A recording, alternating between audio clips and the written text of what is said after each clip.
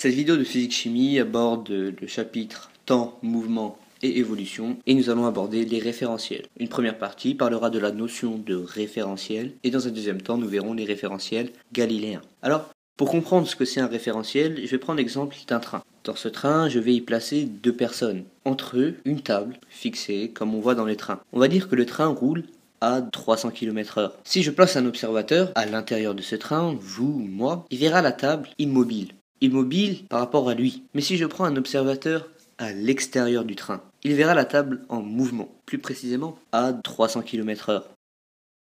La différence entre ces deux points de vue, c'est tout simplement l'objet de référence. Si je devais compléter mes phrases, je dirais que le premier observateur voit la table immobile par rapport au train, et le second voit la table en mouvement par rapport au sol. C'est ça un référentiel. C'est ce qu'on prend par rapport à son étude. C'est pour cela qu'en physique, on précise par rapport à quoi nous raisonnons. Et on se fixe un référentiel d'étude. Donc une définition du référentiel, ce serait un système de coordonnées spatiales et temporelles auxquelles sont référées les équations d'un problème physique. En d'autres termes, c'est étudier le mouvement des corps par rapport à un objet de référence solide que l'on considère immobile. Cet objet de référence va permettre au corps que l'on place dans un repère d'étude de lui avoir des coordonnées spatiales, mais on peut y introduire la notion de temps. Donc c'est pour ça qu'il peut avoir des coordonnées spatiales et temporelles. Si je prends un repère ici avec trois axes, la balle a pour coordonnées x, y et z. Donc ce sont les coordonnées spatiales. Je peux aussi lui administrer ces coordonnées quand elle arrivera à la surface du sol par exemple, x', y', z'. La balle va chuter allant de x à x', y à y' et de z à z'. On peut y ajouter aussi le temps, donc la balle va chuter dans une certaine durée. Le référentiel peut être basé par rapport à une pièce, à une table, mais aussi à la surface du sol. Le référentiel est fixé librement.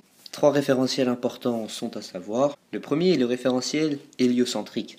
Hélio qui vient du grec, qui veut dire soleil. On l'appelle aussi référentiel de Kepler. Donc le référentiel héliocentrique, comme on l'a dit avant, qu'est-ce qu'il prend comme objet de référence? Il va prendre le soleil. Donc voilà, le soleil, donc on peut lui donner trois axes, et ces axes pointent vers des étoiles lointaines, considérées, elles, immobiles par rapport au soleil. En fait, il faudrait que le temps soit inférieur à 200 millions d'années, le temps d'étude de l'expérience, pour pouvoir observer un changement.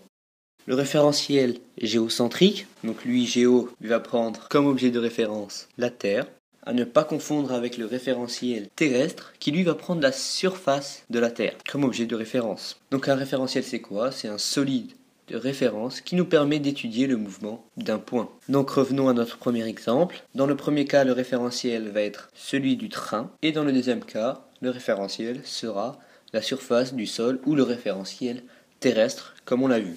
Passons maintenant au référentiel galiléen. Un référentiel galiléen, pour le comprendre, on va dire que tout référentiel qui tourne, ralentit ou accélère par rapport à un référentiel galiléen n'est pas galiléen.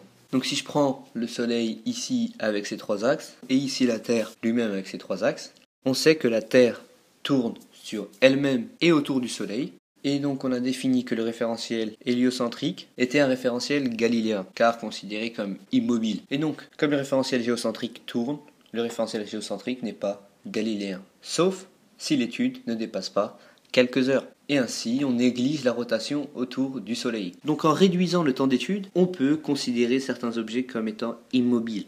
Donc ici, la Terre, en ne dépassant pas quelques heures, elle sera quasiment à la même place, elle n'aura pas tourné autour du Soleil et elle ne modifiera pas nos données pour l'expérience. Le référentiel terrestre est lui aussi galiléen si on ne dépasse pas quelques minutes. Ainsi, on va pouvoir négliger la rotation terrestre, c'est-à-dire la rotation de la Terre sur elle-même. Je prends un exemple simple, si vous prenez une balle et que vous la lâchez à hauteur d'homme, elle va chuter verticalement. Mais si vous prenez cette balle et que vous la lâchez de très très haut, vous observerez une déviation légère vers l'est, car la rotation de la Terre va dévier cet objet. C'est pour ça qu'on ne dépasse pas quelques minutes. J'en profite pour parler du référentiel héliocentrique. Le référentiel héliocentrique est en fait une translation du référentiel de Copernic. Comme le montre cette image, les axes sont parallèles deux à deux. La différence réside dans l'origine de l'axe. Le premier prend pour origine le centre de gravité du Soleil. C'est le référentiel de Copernic. Alors que le référentiel héliocentrique va prendre le centre d'inertie du Soleil tout en étant parallèle aux axes du référentiel de Copernic. Une définition du système galiléen serait référentiel où le principe d'inertie, aussi appelé première loi de Newton, est vérifié dans ce référentiel. Nous verrons dans une prochaine vidéo ce que c'est le principe d'inertie. Donc, le référentiel, il nous permet quoi? Eh bien, il nous permet de fixer des positions à l'aide de coordonnées. Si je prends une balle, je peux la définir selon ses coordonnées, mais aussi une vitesse qui va s'exprimer sous la forme de vecteur. Avec une position de fin et une information sur le temps, je peux définir sa vitesse, mais aussi une distance à partir du moment où nous sommes dans un repère. Nous pouvons calculer des distances entre deux objets, entre le point de départ et le point d'arrivée. Nous pouvons aussi calculer l'accélération. C'est nouveau cette année. L'accélération, pour information, va être la dérivée de la vitesse. Et aussi, on peut y ajouter le temps, donc vis-à-vis de la position et de la vitesse. Alors, le système galiléen, il nous permet de prévoir le type de mouvement de l'objet dans ce référentiel. Le fait que la première loi de Newton s'applique nous permet de comprendre le mouvement du corps dans ce référentiel, ce qui n'est pas forcément le cas pour un référentiel quelconque. Cette première vidéo du chapitre temps, mouvement et évolution est terminée. N'hésitez pas à poser vos questions vis-à-vis du référentiel et je vous dis à la prochaine.